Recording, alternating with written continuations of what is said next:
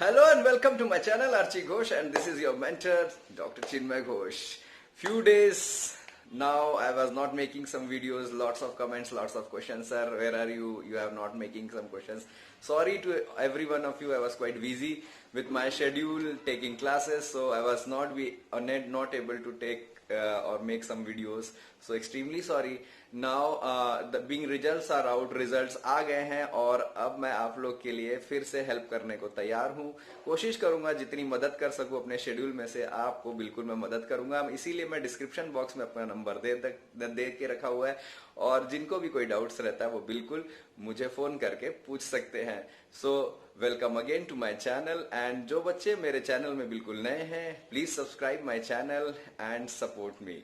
सो let us start today's video. आज का video है कि शेड्यूल काउंसलिंग का आ गया है. आफ्टर रिजल्ट्स हम लोग वेट कर रहे थे कि शेड्यूल कब आएगा. बहुत सारे बच्चे बहुत सुंदर सुंदर रिजल्ट्स के इंडिया में बहुत सारे फोन कॉल्स आए.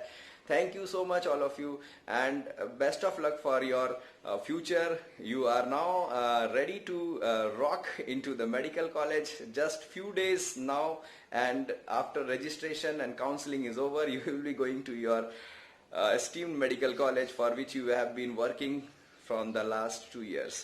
So स्टार्ट करते हैं आज का वीडियो. काउंसलिंग डेट्स आ गई है बच्चों. काउंसलिंग का डेट्स कब है, क्या है, फर्स्ट राउंड ऑफ काउंसलिंग में क्या क्या प्रोसीजर्स होंगी, कैसे काउंसलिंग में आगे बढ़ना है, ये इस वीडियो में मैं आपको बताऊंगा. तो first round of counselling registration, payment और चॉइस फिलिंग से होगी चालू 27 अक्टूबर से 2 नवंबर 2020 5 बजे तक ये काउंसलिंग का प्रोसेस चालू होगा रजिस्ट्रेशन के साथ. सो रजिस्ट्रेशन, पेमेंट और choice filling 27 October to 2 November 2020 है, up to 5 PM of 2 November 2020 as per our server time. Payment facility will be available till 2 November 2020 7 PM as per server time. मतलब 27 अक्टूबर से 2 नवंबर तक का time है आपके पास registration, payment और choice filling के लिए. 7 दिन का समय है. अच्छे से सुनेंगे बच्चों. 27 अक्टूबर से 2 नवंबर तक 5 बजे तक 2 नवंबर के आपको ये सारे काम कर लेने हैं. पेमेंट फैसिलिटी 2 नवंबर तक ही है.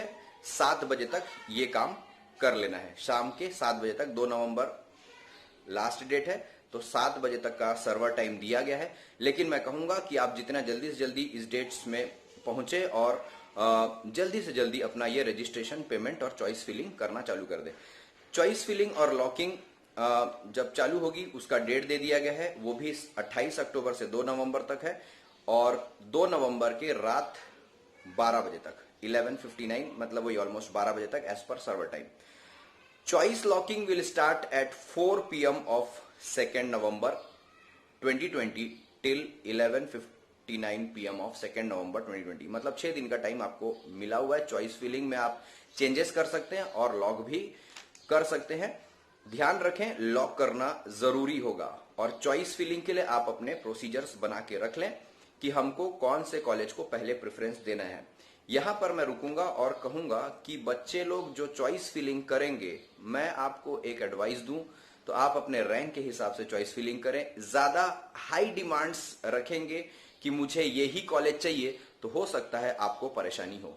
मतलब मेरा बोलने का मतलब यह है कि क्योंकि हम लोग MBBS कोर्स के लिए जा रहे हैं, अगर हमारे रैंक 1 से 1000 तक हैं तो हम हाई रैंक्ड कॉलेजेस के लिए जाएं. नहीं तो कोशिश करें कि अपने स्टेट में अगर कोई एम्स है तो वहां पर डाल दे, पहले प्रेफरेंस वो देना और उसके बाद फिर आपके स्टेट के नंबर 1 नंबर 2 कॉलेजेस को प्रेफरेंस देना ताकि आपका सीट फटाफट अलॉट हो जाए. क्योंकि कई समय मैंने ये देखा है कि बच्चे हाई रैंक कॉलेजेस को प्रेफरेंस देते हैं, अपने रैंक को वो देखते नहीं है और प्रेफरेंस दे देते हैं ऐसे कॉलेजेस को जिसमें उनको मिल ही नहीं सकता और उस कारण से उनको फिर पीछे के कॉलेजेस में अलॉटमेंट होने में मुश्किल होती है. क्योंकि बाकी रैंक वाले जो स्मार्टली अपना काउंसलिंग कर रहे हैं वो लोग अगर अपने रैंक के हिसाब से कॉलेज चॉइस करके फिलअप कर रहे प्रेफरेंस वाइज तो उनको पहले मिल जाता है. तो यहां ध्यान रखना बहुत जरूरी है. चॉइस फिलिंग बहुत जरूरी होगा, अच्छे से करना. इसीलिए आप अभी अगर कुछ टाइम बचा है तो अच्छे से सोच समझ लीजिए कि आपको कौन कौन से प्रिफर्ड कॉलेज पहले रखने हैं और बाद में किसको रखने हैं. ठीक है, इसके बारे में मैं आपको जानकारी दूंगा. तो आप मेरे चैनल को सब्सक्राइब करके रखना। कोई इन्फॉर्मेशन जरूरत हो तो मुझे कॉल करना, डिस्क्रिप्शन बॉक्स में मेरा नंबर रहेगा। I will try to help you, because यहाँ पर कई बच्चे बोलेंगे कि सर आप किस तरह से हेल्प करोगे, तो मुझे फोन करके बिल्कुल आप मुझे कॉल कर सकते हैं और पूछ सकते हैं कि सर क्या रहना चाहिए मेरा चॉइस फिलिंग का ऑर्डर। तो I will try to help you as per my knowledge. Okay, don't worry. तो सब्सक्राइब जरूर कर ले। और आगे यहाँ पर फिर से कहूंगा कि चॉइस फिलिंग पे थे, तो चॉइस फिलिंग 28 अक्टूबर से चालू होगा, 2 नवंबर तक है ये फर्स्ट राउंड में। चॉइस फिलिंग के बाद लॉकिंग हो जाएगा 4 बजे 2 नवंबर 2020 को, और 11:59 तक 11:59 PM ऑफ 2 नवंबर ये पूरा प्रोसीजर कंप्लीट हो जाएगा। तो 6 दिन का अंतराल है, इसमें आप कर पाओगे। प्रोसेस ऑफ सीट अलॉटमेंट, इसके बाद सीट अलॉटमेंट चालू होगा। तो 3 नवंबर 2020 और 4 नवंबर 2020 को 2 दिन के अंदर प्रोसेस ऑफ सीट अलॉटमेंट पूरी कर लेंगे हमारे एमसीसी वाले, और रिजल्ट सीट अलॉटमेंट का जो रिजल्ट है वो आ जाएगा 5 नवंबर को। तो आप वो एमसीसी के वेबसाइट पर www.mcc.nic.in इस वेबसाइट पर जाके अपना रिजल्ट देख पाओगे। रिपोर्टिंग का फिर वो टाइम देंगे 6 नवंबर से 12 नवंबर 2020 तक, मतलब 6 से 12 के बीच में अगर आपको कॉलेज का सीट कंफर्म करना है तो आप जाकर रेस्पेक्टिव कॉलेजेस में सीट कंफर्म कर सकते हो। रेस्पेक्टिव इंस्टीट्यूट्स को आप इंफॉर्म कर सकते हो कि भाई हाँ मुझे सीट को फाइनलाइज करना है। तो ये आपका प्रोसीजर्स रहेगा, मतलब आप रजिस्ट्रेशन, पेमेंट और चॉइस फिलिंग करेंगे, जो कि 27 नवंबर से 2 नवंबर तक चलेगा। पेमेंट फैसिलिटी पेमेंट करेंगे, चॉइस फिलिंग और लॉकिंग करेंगे, ये 2 नवंबर तक कंप्लीट हो जाएगा। उसके बाद सीट अलॉटमेंट का प्रोसेस 3 और 4 नवंबर को वो लोग पूरा करेंगे, और रिजल्ट पब्लिश हो जाएगा 5 नवंबर को। रिपोर्टिंग टाइम 6 नवंबर को है 12 नवंबर तक। तो रिपोर्टिंग के लिए भी तैयार रहना अगर आपको कॉलेजेस चाहिए। तो टॉप रैंक वाले तो तैयार रहिए, एम्स रेडी है आपके लिए। आगे की बात करूं तो सेकेंड राउंड उसके बाद होगा। सेकेंड राउंड का भी डेट दे दिया गया है। सेकेंड राउंड 18 नवंबर से 22 नवंबर तक का डेट है। मतलब यहां पर जैसे कि आप देख पा रहे होगे कि 12 नवंबर तक हमारा ये फर्स्ट राउंड ऑफ काउंसलिंग खत्म होगा। तो होपफुली फर्स्ट राउंड के बाद ही स्टेट काउंसलिंग चालू होने की उम्मीद रहती है। तो फर्स्ट राउंड काउंसलिंग, उसके बाद स्टेट राउंड काउंसलिंग की उम्मीद 12 नवंबर के बाद आप कर सकते हो। ऑल इंडिया कोटा का सेकेंड राउंड ऑफ काउंसलिंग 18 नवंबर से चालू होगा, 18 से 22 नवंबर तक शाम के 3 बजे तक। ये फिर वही रजिस्ट्रेशन, पेमेंट और चॉइस फिलिंग का टाइम रहेगा। सेकेंड राउंड में आपका जो चॉइस फिलिंग और लॉकिंग वो 19 नवंबर से 22 नवंबर तक रहेगा। प्रोसेस ऑफ सीट अलॉटमेंट 23 और 24 नवंबर को पूरी की जाएगी, और 25 नवंबर को इसका रिजल्ट डिक्लेयर कर दिया जाएगा। और रिपोर्टिंग टाइम फिर 26 नवंबर से 2 दिसंबर तक है। मतलब आप एक मोटा मोटी अंदाजा रखें कि फर्स्ट और सेकंड राउंड हमारे लिए इंपॉर्टेंट क्यों है। मैं फर्स्ट और सेकंड राउंड की क्यों बात कर रहा हूं, क्योंकि as per rules all India Kota के लिए 2 ही बार काउंसलिंग होगी, फर्स्ट राउंड और सेकंड राउंड। ठीक है, उसके बाद central university, deemed university, ESIC, AIIMS, JIPMER, इन लोगों में मॉपअप राउंड, स्ट्रे वैकेंसी वगैरह वगैरह होती रहती है। लेकिन ऑल इंडिया कोटा के लिए 2 ही राउंड होंगे, ये ध्यान से रखना।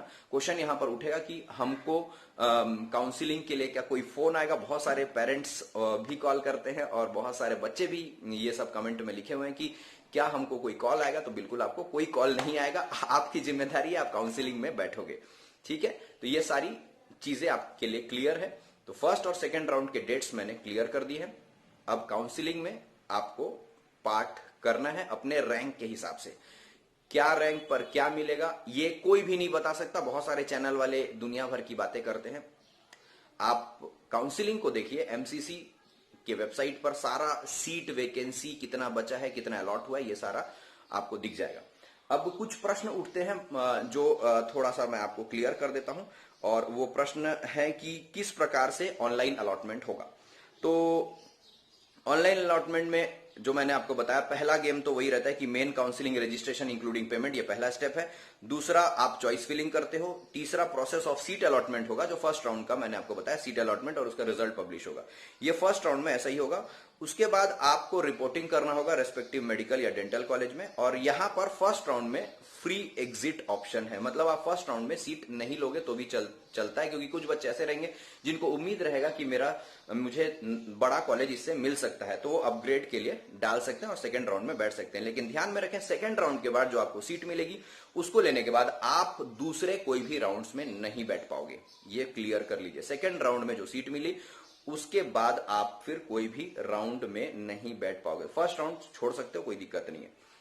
उसके बाद publication of net vacant seat होगा। फर्स्ट राउंड होने के बाद नेट वैकेंट सीट जो है वो पब्लिश हो जाएगी साइट पर और वो दिखने लगेगा कि इतने सीट्स इस कॉलेज में खाली है। तो मैं आपको पिछले साल की बात बता दूं तो बहुत स्मार्ट बात मुझे मालूम है जो आपको मेरे को बताना जरूरी है। कई बच्चे सोचते हैं कि एम्स में सीट खाली नहीं रहती। तो पिछली साल की आपको बात बताऊं तो 9 सीट पिछली साल खाली रह गई थी, जिसमें आरटीआई लगाने के बाद पता लगा कि ये सीट्स खाली है। उसके बाद फिर उन्होंने तामझाम में अपना सीट फिलिंग के लिए फिर से प्रोसीजर्स मॉप अप और स्टे राउंड वगैरह करवाए। तो एम्स में भी सीट खाली रहती है, आपको पूरा फोकस से काउंसलिंग करना होता है और इस तरह से कई सारे कॉलेजेस में खाली होती है। उसके बाद जैसे आपका ये हो गया रजिस्ट्रेशन, फिर सेकेंड राउंड के लिए चालू हो जाएगी। उसके बाद फिर से वही process of seat allotment second round के लिए होगी। यहां पर एग्जिट करना हो तो forfeiture of security amount option available रहेगा। मतलब यहां पर सिक्योरिटी आपसे ले लिया जाएगा जो आपने सिक्योरिटी डिपॉजिट किया है। फिर सेकेंड राउंड रिजल्ट पब्लिकेशन होगा सीट्स का। उसके बाद रिपोर्टिंग द सेम मेथड आपका रिपोर्टिंग करना पड़ेगा कॉलेजेस में। एंड हो जाएगा यहां पर 15% all India counselling and reverting of non joint non allotted seat to the state quota. मतलब जो सीट बच गई वो स्टेट कोटा में ट्रांसफर हो जाएगी। तो ये इस तरह से काउंसिलिंग प्रोसीजर्स रहेगा। तो काउंसिलिंग प्रोसीजर्स इन शॉर्ट आपका क्या क्या समझ में आपको, मेन रजिस्ट्रेशन और पेमेंट सिक्योरिटी पेमेंट करना पड़ेगा, चॉइस फिलिंग और लॉकिंग करना पड़ेगा। उसके बाद वहां से सीट अलॉटमेंट के लिए समय लेकर आपके सामने रिजल्ट पब्लिश हो जाएगी। उसके बाद आपको रिपोर्टिंग करना होगा। इसी प्रकार सेकंड राउंड भी होगा और second round all India Kota seats के पब्लिशिंग के बाद जो सीट्स वेकेंट रह जाएंगे वो स्टेट कोटा को रिवर्ट हो जाएंगे। कोशिश ये करते हैं कि सीट ज्यादा से ज्यादा ऑल इंडिया कोटा से फिलअप हो जाए। उसके बाद फिर मॉप अप राउंड होगा deemed central university central institutes के लिए। कैसे होगा वो मैं आपको बताऊंगा। क्वेश्चन उठता है कि are there any more rounds of counselling for all India quota colleges? So it should be clear with that as per honorable supreme court, है ना, there will be no any more rounds after 2 rounds। 2 he round counselling होंगे, ठीक है। उसके बाद कुछ प्रश्न उठते हैं कि do I have to report for counselling somewhere else? कहीं जाकर विशेष काउंसलिंग करानी होती है कि हमारे को? नहीं, आप अपने घर बैठ के भी कर सकते हो। Online registration and choice filling can be done from place of convenience including from home with access to internet. आपके घर में अगर इंटरनेट फैसिलिटीज हैं, मोबाइल में सबके पास रहता है, आप घर से कर सकते हो। ये सब प्रश्न छोटे छोटे प्रश्न है जो बच्चों के मन में उठती है। कुछ विशेष डॉक्यूमेंट्स की जरूरत रहेगी क्या ऑनलाइन रजिस्ट्रेशन कराते समय? तो you will be required to fill up some of the informations that you have given on your application form and you filled and submitted to NTA New Delhi. मतलब जब आप एप्लीकेशन फॉर्म भरे थे, जो आपने पिक्यूलैरिटीज अपने बारे में भरे, सेम इंफॉर्मेशन आपको भरना पड़ेगा। तो एप्लीकेशन फॉर्म का जो आपने फोटोकॉपी रखा हुआ है उसको अपने साथ रखें जब आप ये सब इंफॉर्मेशन फिलअप करें। तो ये बहुत इंपॉर्टेंट इंफॉर्मेशन आपके साथ शेयर करना था। इसके अलावा ऑनलाइन काउंसलिंग के समय क्या क्या डॉक्यूमेंट्स की जरूरत पड़ेगी? तो सेम डॉक्यूमेंट्स आप रखे रहें जो मैंने आपको बोला। पुराना जो आपको जरूरत था वो आप एप्लीकेशन फॉर्म भरते समय जो आपने फिलअप किया था वही रखना होगा। ज्वाइनिंग के समय क्या क्या डॉक्यूमेंट्स चाहिए वो मैं आपको बता दूंगा। अभी तो पहले आप काउंसलिंग में भाग लीजिए। और इसके अलावा आप एक और प्रश्न उठता है, do I have to give some extra money for back ranks वगैरह? ये कुछ नहीं होता। कई सारे कॉलेज पेरेंट्स को ये लगता है कि हम पीछे रहेंगे तो हमको ज्यादा पैसा दें। नहीं, सारा पेमेंट सेम रहता है, एकदम ट्रांसपेरेंट है। किसी के लिए ज्यादा और किसी के लिए कम फीस नहीं लगता है। एससी एसटी के लिए अलग फीस, जनरल कैंडिडेट्स के लिए अलग फीस होती है। ये सारी चीज आपको क्लियर है www.mcc.nic.in पर साफ रहेगा। तो आपके जो भी प्रश्न होंगे वो मुझे प्रश्न कर सकते हैं। आपको मैं अपना नंबर दे दूंगा। सो इस तरह से कुछ इंपॉर्टेंट इंफॉर्मेशन आपको बहुत दिन के बाद मैं शेयर कर रहा हूं। Thank you so much for watching my video. If it's fruitful, do subscribe my channel and help my channel to grow. Thank you so much.